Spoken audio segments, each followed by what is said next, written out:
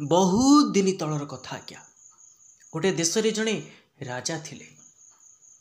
से निजर प्रजा मान को निज परिवार बोली भावुतिले, किंतु दुखर विषय होउछि एया जे प्रजा माने राजांकर व्यक्तिगत जीवन को नहीं बहुत दुख थिले।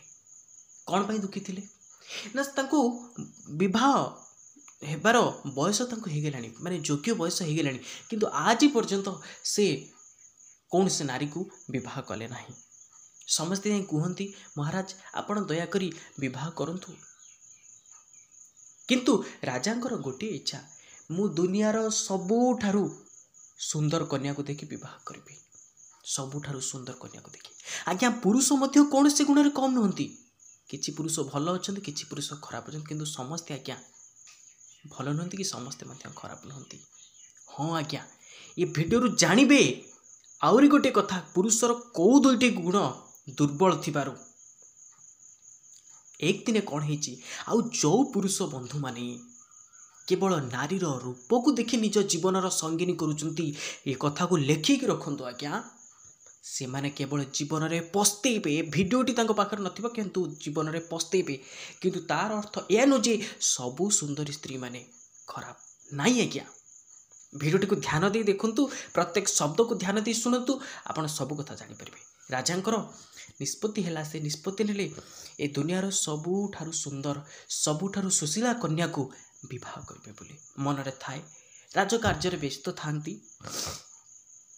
एक दिने नगर भ्रमण करू करू तांको आखि आगरे एक सुंदर कन्याटे देखागले। तांको मनपसंदर कन्या, तांको स्वप्नर नायिका एक बगीचारे बसिथिला। राजा प्रथम देखारे तांकर जो हरिणी आखि, राजा बहुत प्रथम देखारे तांको प्रेम रे पड़ी गले। तांको पाखु गले, पचारे तुम्हें किए? से सुंदरी, मु तुमको विवाह करबा पई चाहूची। सुंदर कन्या जनक कहले, ठीक अच्छे तुम्हें विवाह करने चाहूँ तो मु भी राजी अच्छी, किंतु मो पिताश्री बिना मु कौन सी निष्पत्ति नहीं पारि ना। ताहले चलो मो सहित आम पिताश्री निकट को जीवा, तांको अनुमति आनिबा, तापर जाइकी आमे विवाह करबा, नहेले नाही। राजा कहले ठीक अच्छी। सुंदरी कन्या सहित तांको पिता निकट गले। तांको पिता मध्य एक विराट बड़ राज्यर राजा, बहुत समृद्धशाली राजा। से जेतेबेले देखिले तांको झील को एक उपयुक्त राजकुमार जने मिली, तेणु सी मध्य राजी हो गले। राजा मनपसंदर कन्या मिलिथिबारु से दिन ठारू राजा रानी को अंध भाव में भल पाइले। रानी जहाँ कहले तांको कथा को विश्वास कले, अंध भाव में तांको भल पाइले। ध्यान दे शुणुथांतु आज्ञा। धीरे धीरे राजकार्य तांकर ध्यान हटिला। से अधिकतर समय रानी के सहित अतिबाहित करते। एक दिने राजा मनरे एक प्रश्न उंकी मारिला, अरे मु रानी को जेतिकी भल पाउची, प्रकृत में रानी कौन मते सेतिकी भल पाती कि? जदि ए कथार प्रमाण हो जाए ताहले केमिति हबो? मनरे एक विचार आसिला। मंत्रीवर को सांगरे नहीं गले एवं मंत्रीवर को कौन कहले, चलो आमे जिबा आज शिकार करबा।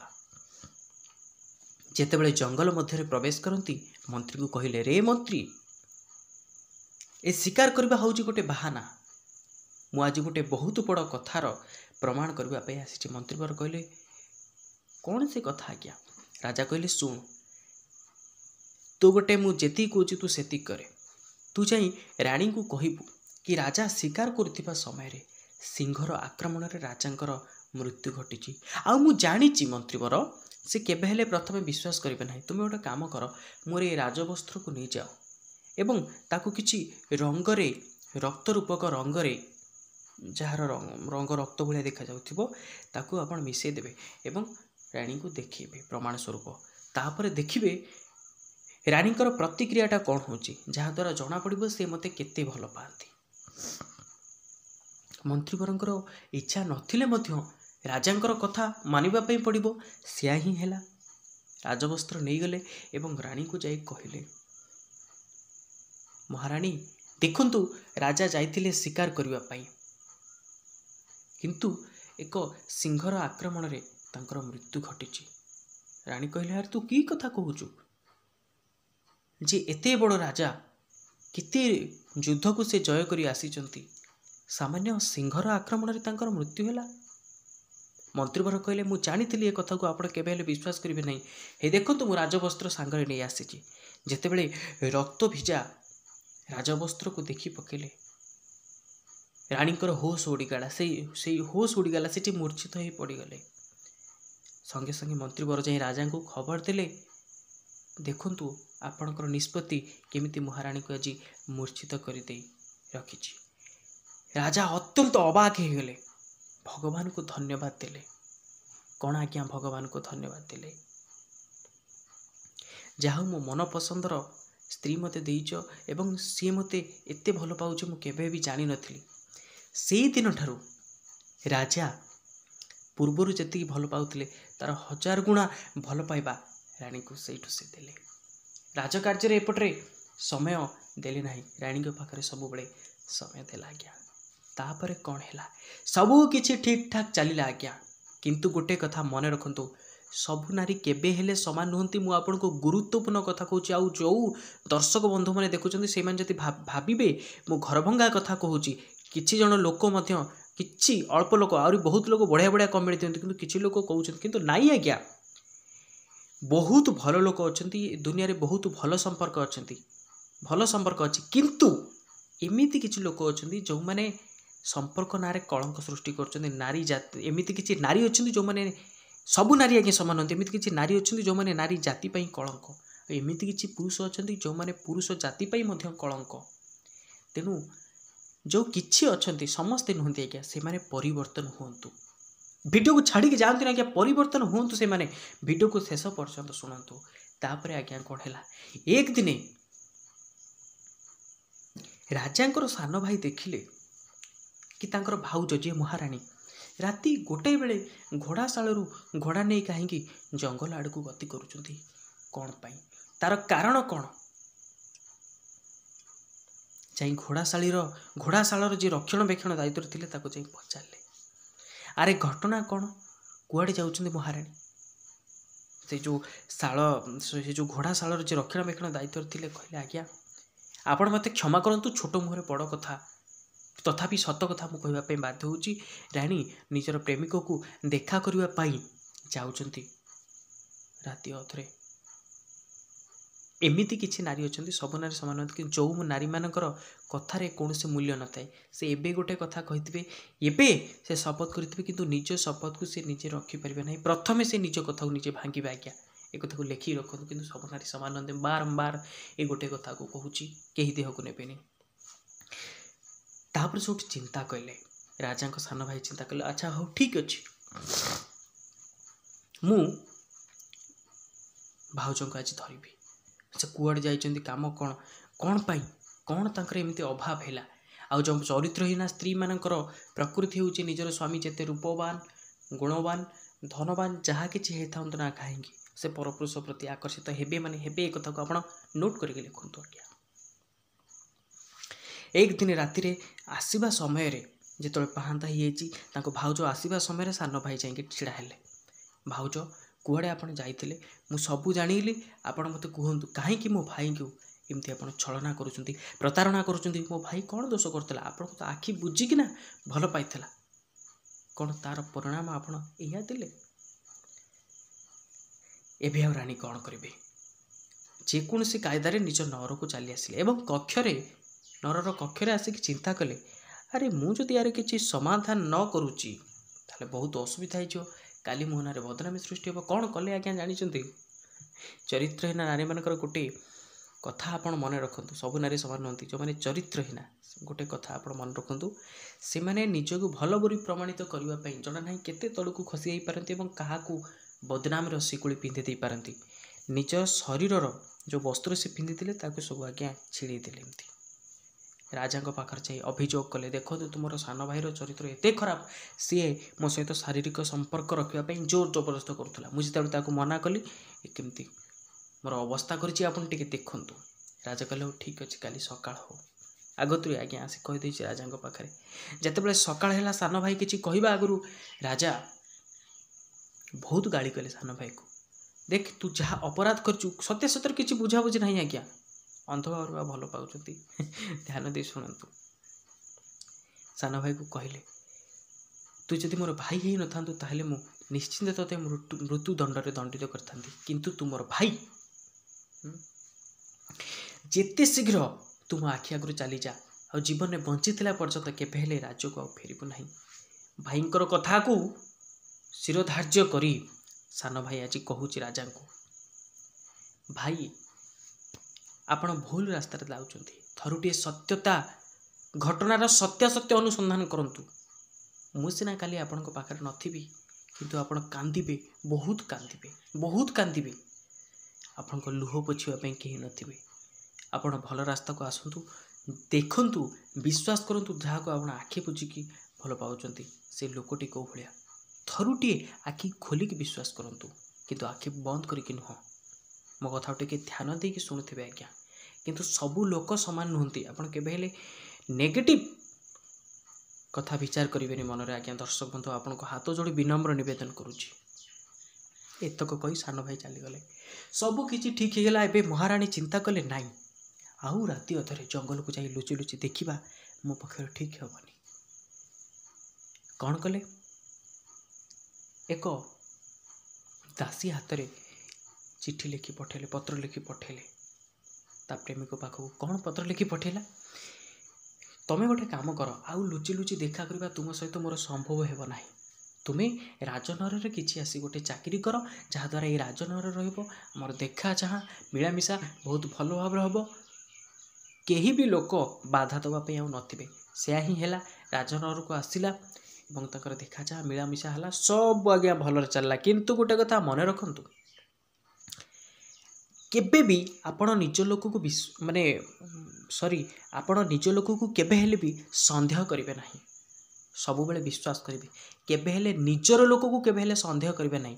आपण कहते तो भल कथा कहूँ, जदि आम संदेह करूँ ना ताहले कौन हम। देखंतु आज्ञा, जदि आपण स्वामी हूँ कि स्त्री हूँ, जदि आपण निजर लोक को आपण जदि संदेह करुँच, आपण मुंडटा सब डाइवर्ट होकर रहा आज्ञा। सब बेले गोटे काम करते मनरे पशिबो काले सी एमती करुँ कि काले सेमती कर नाई आज्ञा, सेटा आपणकर भूल। निज लोक को केबे हेले संदेह करते नहीं। जदि आपणकर निज लोक आपण सहित किसी भूल करुच्ची, किसी धोखा दूची, ताहले मन रखंतु किसी समय लगी पारे, किंतु से भूलटा एमिति भाव में तुम सामना को जी भूल करुवा लोकर सामना को आसब, आउ जी भूल सहुवा लोकर सामना को आसब, केबे आपण किंबा से भूल करुवा लोकटी स्वप्न सुधा भावी नथिबे। प्रमाण पाई सारा पर जाए आप एक्शन नियंतु, किंतु केबे हेले निजर लोक केबे हेले संदेह करते नहीं। केवल स्टोरी हिसाब से आम जाऊँ। तापर सब कौन है, सबू किसी ठीक ठाक चलला, किंतु सत तो सब बड़े सत सी किछि दिन पाई लुचिकी थाए, किंतु तापरे सतटा समस्त सामना को आसे। दिनकर घटना कौन है, राजा को दरबार को एक साधु आसते, महान साधु। राजांकर आतिथ्य अत्यंत प्रसन्न हो गले, राजा को बहुत बहुत धन्यवाद देले एवं राजा को एक दिव्य फल देले। राजा को कहले साधुजनक, महाराज ये कौन सी साधारण फल नुहे, एक दिव्य फल।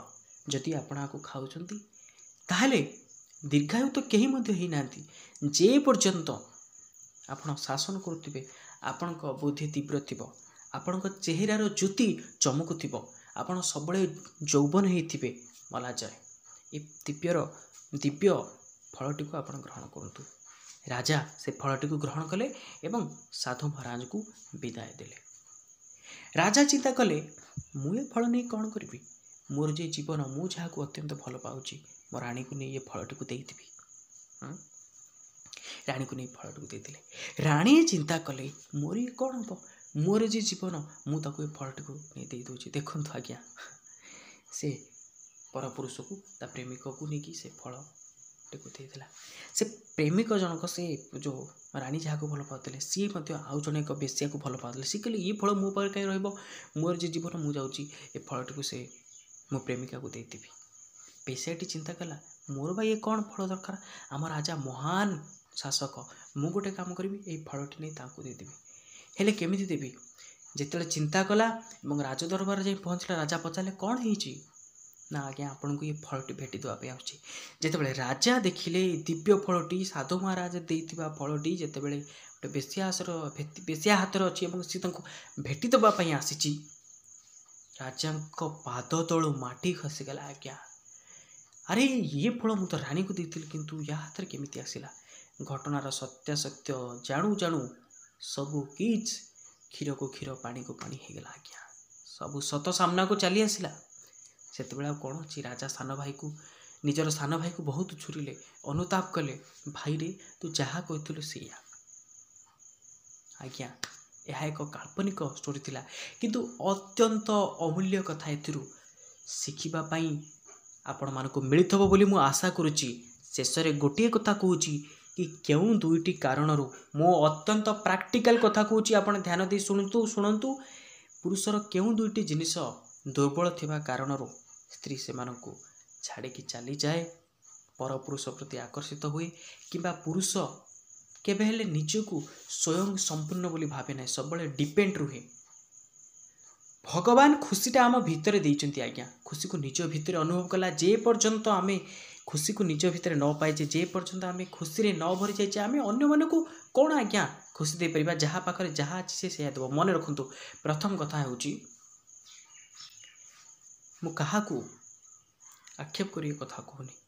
ପ୍ରଥମ କଥା ହେଉଛି ପୁରୁଷର ଯେଉଁ ବୀର୍ଯ୍ୟ ଶକ୍ତି, ଆଜିକାଲିର ଦୁନିଆରେ ସେ ଅନେକ ଗଲତ ଉପାୟରେ, ଅନେକ ଭୁଲ ଉପାୟରେ ନିଜର ବୀର୍ଯ୍ୟ ଶକ୍ତିକୁ, ମହାନ ଶକ୍ତିକୁ ସେ ନଷ୍ଟ କରୁଛି। ଟିକେ ଧ୍ୟାନ ଦେଇ ଶୁଣନ୍ତୁ। ତେଣୁ ତାକୁ ସଞ୍ଚୟ କରି ରଖନ୍ତୁ। ଆପଣଙ୍କ ଦେହର ତେଜ ଆସିବ, ଆପଣଙ୍କର ବୁଦ୍ଧିର ବିକାଶ ହେବ, ଆପଣଙ୍କ ମୁଣ୍ଡକୁ ନୂଆ ନୂଆ କ୍ରିଏଟିଭିଟି ଆଇଡ଼ିଆ ଆସିବ। ଏଇଟା ହେଉଛି ପ୍ରାକ୍ଟିକାଲ କଥା। 2 ନମ୍ବର କଥା, ଅନ୍ଧ ଭାବରେ ଏମିତି କିଛି ପୁରୁଷମାନେ ଦେଖିଛି ଯେ କି ନିଜର ବାପା ମାଙ୍କର, କିଛି ପୁରୁଷ, ସବୁ ପୁରୁଷ ଏକେ ସମାନ ନୁହନ୍ତି, ନିଜ ବାପା ମାଙ୍କର କେୟାର ନେଉଛି କି ନାହିଁ ସ୍ତ୍ରୀ, ସେ କଥା ବୁଝନ୍ତି ନାହିଁ। ଆରେ ଆମେ ଯେତେବେଳେ ଛୋଟିଆଟି ଥିଲେ, କଥାଟା କେତେ ଭୁଲ କେତେ ଠିକ୍ ଆପଣ ନିଜେ କମେଣ୍ଟରେ ଲେଖନ୍ତୁ। ଆମେ ଯେତେବେଳେ ଛୋଟ ଥିଲେ, ଯଦି ଆମର ରାତିରେ ନିଦ ଭାଙ୍ଗିଯାଏ, ତାହେଲେ ଏତେ ଆମକୁ ଭଲ ପାଉଥିବା ବାପା ବୋଉ ସେ କେତେ ବ୍ୟସ୍ତ ହୋଇ ପଡ଼ନ୍ତି। କଥା କହିବାର ମୁଁ ଭାବ ବିହଳ ହେଇଯାଉଛି। ଆଜ୍ଞା ଆପଣମାନେ ଟିକେ ଧ୍ୟାନ ଦେଇ ଶୁଣନ୍ତୁ। କଥାର ଶବ୍ଦ ଉପରେ ନୁହେଁ, କଥାରୁ ମିଳୁଥିବା ମୂଲ୍ୟବାନ ଶିକ୍ଷା ଉପରେ ଆଜ୍ଞା ଆପଣ ଦୃଷ୍ଟିଗୋଚର କରାନ୍ତୁ ଟିକେ। ସେ ଆମ ପାଇଁ କେତେ ସମୟ ଦେଇଥିଲେ, ଆମକୁ କେତେ ଭଲ ପାଇଥିଲେ, କିନ୍ତୁ ଆମେ ତାଙ୍କ ଯତ୍ନ ଆଜି ନେଉନେ। ଆମ ସ୍ତ୍ରୀ ତାଙ୍କର ଠିକ୍ ଭାବରେ ଯତ୍ନ ନେଉଛି କି ନାହିଁ, ଏକଥା ଆମେ ଜାଣିପାରୁନେ। କି ପୁଅ ଆମେ ହେଇଛେ, କି ସନ୍ତାନ ଆମେ ହେଇଛେ ବାପା ମାଙ୍କର। ଅନ୍ଧ ଭାବରେ ଜଣକୁ ବିଶ୍ୱାସ କରିବା ଠିକ୍, କିନ୍ତୁ ଆଖି ବୁଜିକି ନୁହେଁ। ଏ କଥାଟା ସବୁ ଲୋକଙ୍କ ପାଇଁ ଉପଯୋଗୀ ହେବ ନାହିଁ। ଆଜ୍ଞା ଏମିତି କିଛି ମାନେ ଏ ଦୁନିଆରେ ପ୍ରେମ ମଧ୍ୟ ଅଛନ୍ତି, ପୁରା ଅନ୍ଧ ଭାବରେ ପ୍ରେମ, ପୁରା ଦୁଇ ଜଣକୁ ବିଶ୍ୱାସ କରନ୍ତି। କିନ୍ତୁ ଏମିତି ଅନେକ ପ୍ରେମ ଅଛନ୍ତି ଯେଉଁମାନଙ୍କ ମଧ୍ୟରେ ସବୁବେଳେ ସନ୍ଦେହ ଲାଗି ରହିଥାଏ। କିନ୍ତୁ ଆପଣମାନଙ୍କୁ ସଚେତନ ମୁଁ କରିଦେଉଛି। ଆଜ୍ଞା ଅନ୍ୟମାନେ ସେମାନଙ୍କର ପର୍ସନାଲ ମତ ଥାଏ, କିନ୍ତୁ ମୋ ମତ ହିସାବରେ ଆଖି ବୁଜିକି ବିଶ୍ୱାସ କରିବା କାହାକୁ ଠିକ୍ ନୁହେଁ। 2 ନମ୍ବର କଥା, ନିଜର ବୀର୍ଯ୍ୟ ଶକ୍ତିକୁ ସଂରକ୍ଷଣ କରନ୍ତୁ ଏବଂ ଖୁସି ଦିଅନ୍ତୁ। ନିଜର ସ୍ତ୍ରୀକୁ ସମ୍ମାନ ଦିଅନ୍ତୁ, ସମୟ ଦିଅନ୍ତୁ, ତାଙ୍କ କଥାକୁ ବୁଝିବା ପାଇଁ ଚେଷ୍ଟା କରନ୍ତୁ। ଯଦି ଏ ଭିଡ଼ିଓଟି ଆପଣମାନଙ୍କୁ ଭଲ ଲାଗିଥାଏ, ତାହେଲେ ନିଶ୍ଚିତ ରୂପେ ଚ୍ୟାନେଲକୁ ସବସ୍କ୍ରାଇବ୍ କରି ଅନ୍ ନୋଟିଫିକେସନକୁ କ୍ଲିକ୍ କରନ୍ତୁ। ଦେଖା ହେବ ପରବର୍ତ୍ତୀ ଭିଡ଼ିଓରେ। ନିଜର ଯତ୍ନ ନେଉଥାନ୍ତୁ। ଆଜ୍ଞା ଜୟ ଜଗନ୍ନାଥ।